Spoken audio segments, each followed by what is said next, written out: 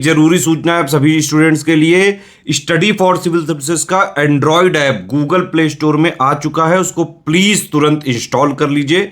और अगर आप स्टडी फॉर सिविल सर्विसेज के सिर्फ ऐप से कोई भी कोर्स, कोई भी पीडीएफ परचेस करते हैं तो उसमें अप्लाई कूपन, अगर आप ज्ञान सर जो है आप उसमें अप्लाई करते हैं, ये कूपन कोड है, तो उसमें 20% फीस तुरंत माफ हो जाएगी। मतलब 20% डिस्काउंट तुरंत उसमें लग जाएगा।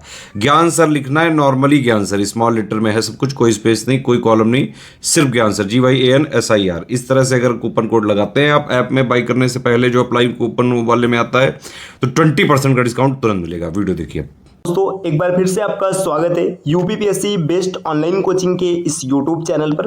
दोस्तों, आज की इस वीडियो में हम लोग इतिहास के एक महत्वपूर्ण बिंदु प्रमुख राजवंश, उनके संस्थापक और उनके राजधानियों की बात करेंगे।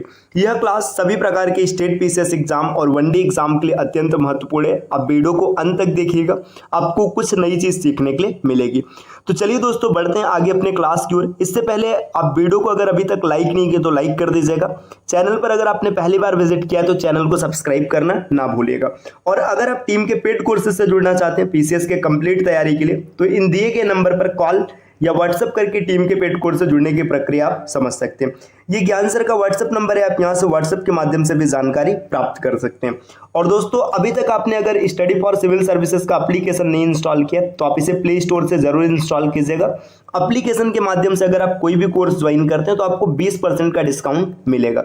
वहां पर आपको कोड अप्लाई करना पड़ेगा ज्ञान सर। जैसे आप ये कोड अप्लाई करेंगे 20% का डिस्काउंट आपके लिए में हो जाएगा। तो चलिए अब बढ़ते हैं आगे अपने क्लास की ओर।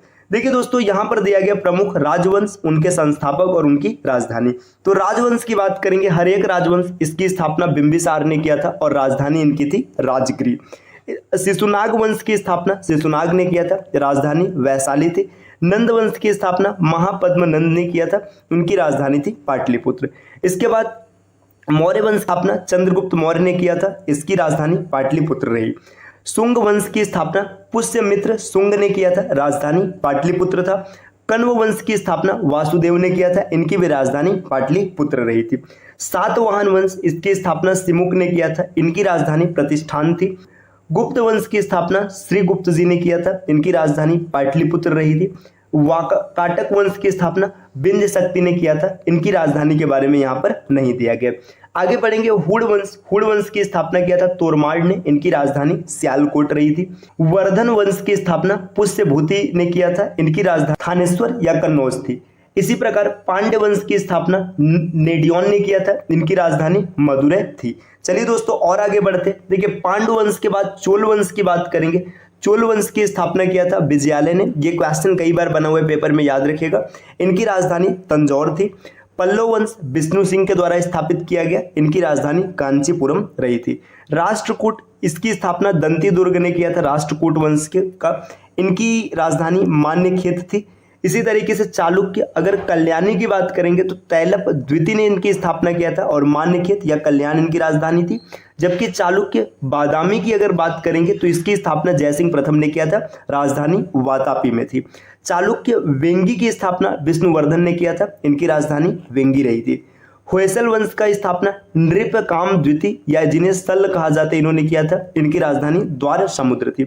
होयसल वंश की राजधानी वनडे एग्जाम में कई बार पूछा है कि होयसल की राजधानी क्या थी।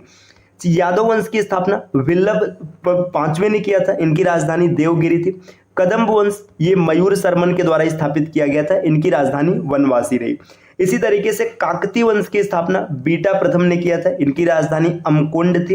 गंग वंश, ये वज्रहस्त पंचम के द्वारा किया गया था, इनकी राजधानी कुवलाल या तलकाड रही थी। इसी तरीके से पाल वंश की स्थापना गोपाल ने किया, राजधानी मुंगेर।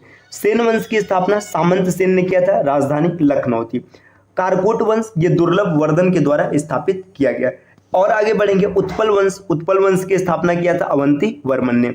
चलिए दोस्तों, और आगे बढ़ते हैं। देखिए, यहाँ पर दिया लोहार वंश की स्थापना संग्राम राज ने किया था। वर्मन वंश, जिन्हें कि कामरूप वंश भी कहा जाता है, इसकी स्थापना पुष्य वर्मन ने किया था, इनकी राजधानी प्रागज्योतिषपुर रहा था।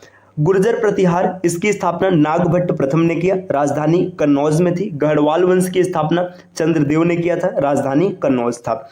चौहान वंश, ये वासुदेव के द्वारा स्थापित किया गया, इनकी राजधानी अजमेर रही थी। परमार वंश की स्थापना उपेंद्र सिंह ने किया था, राजधानी धारा नगरी। चंदेल वंश नन्नुक के द्वारा स्थापित किया गया था, खुजराहो या महोबा में इनकी राजधानी थी। सोलंकी वंश, ये मूल राज के द्वारा स्थापित किया गया, अनहिलवाड़ इनकी राजधानी थी। कलचुरी वंश, ये कुक्कल ने स्थापित किया था, त्रिपुरी में राजधानी बनाया गया था। गुलाम वंश कुतुबुद्दीन ऐबक के द्वारा स्थापित किया गया, राजधानी दिल्ली में। खिलजी वंश जलालुद्दीन खिलजी के द्वारा स्थापित किया गया, राजधानी दिल्ली में। तुगलक वंश गयासुद्दीन तुगलक ने स्थापित किया, राजधानी दिल्ली। सैयद वंश खिज्र खां के द्वारा स्थापित किया गया, राजधानी दिल्ली में थी। लोधी वंश की स्थापना बहलोल लोधी ने किया था, इनकी भी राजधानी दिल्ली में रही थी। चलिए दोस्तों और आगे बढ़ते, देखिए यहाँ पर दिया संगम वंश। संगम वंश की स्थापना किया था हरियर और बुक्का ने, इनकी राजधानी विजयनगर थी। सालू वंश, इसकी स्थापना नरसिंह ने किया, राजधानी विजयनगर। तुलु वंश की स्थापना वीर नरसिंह ने किया, राजधानी विजयनगर। आरवीडू वंश की स्थापना तिरुमल ने किया था, राजधानी पेनुकोंडा रहा था। बहमनी वंश हसन गंगू ने इसकी स्थापना किया था, इनकी राजधानी गुलबर्गा, जिसे कि बीदर कहते हैं, बीदर माना जाता है। आदिल शाही वंश की स्थापना आदिल शाह ने किया, राजधानी बीजापुर था। निजाम शाही वंश की स्थापना मलिक अहमद ने किया था, इनकी राजधानी अहमदनगर थी। इमाद शाही वंश की स्थापना फतेहुल्ला इमाद शाह ने किया था, राजधानी बरार में थी। कुतुब शाही वंश की स्थापना कुली कुतुब शाह ने किया, राजधानी गोलकुंडा। इसी तरीके से बरीद शाही की स्थापना अमीर अली बरीद ने किया था, राजधानी बीदर में था। सरकी वंश की स्थापना मलिक सरवर ने किया, राजधानी जौनपुर।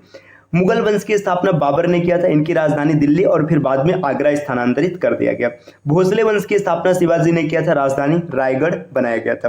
दोस्तों और आगे बढ़े, हैदराबाद का जो स्वतंत्र राज्य है इसकी स्थापना निजामुल मुल्क ने किया था और राजधानी हैदरा को बनाया गया था।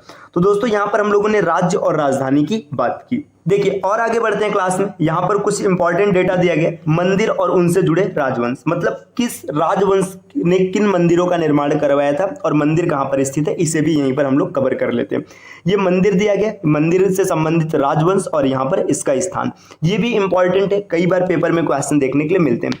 खुजराहो मंदिर, ये बुंदेल या चंदेल राजवंश से संबंधित है, ये स्थित है छतरपुर मध्य प्रदेश में। कैलाश मंदिर, ये राष्ट्रकूट वंश से संबंधित है, मतलब इन्होंने इसका निर्माण करवाया, एलोरा महाराष्ट्र में स्थित है।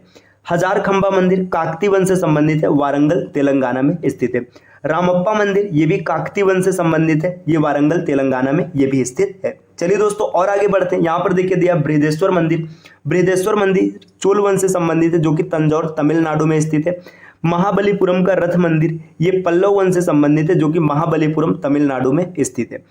कैलाश नाथ मंदिर, ये पल्लव वंश से जुड़ा है, कांचीपुरम तमिलनाडु में स्थित है। दिलवाड़ा जैन मंदिर, ये सोलंकी वंश से संबंधित है, माउंट आबू राजस्थान में स्थित है। हजारा राम मंदिर विजयनगर वंश से संबंधित है, हम्पी कर्नाटक में स्थित है। विरूपाक्ष मंदिर, ये चालुक्य वंश से संबंधित है, पड्डाडकल कर्नाटक में स्थित है। सूर्य मंदिर, ये सोलंकी वंश से जुड़ा हुआ है, मोढेरा गुजरात में इसे निर्मित किया गया।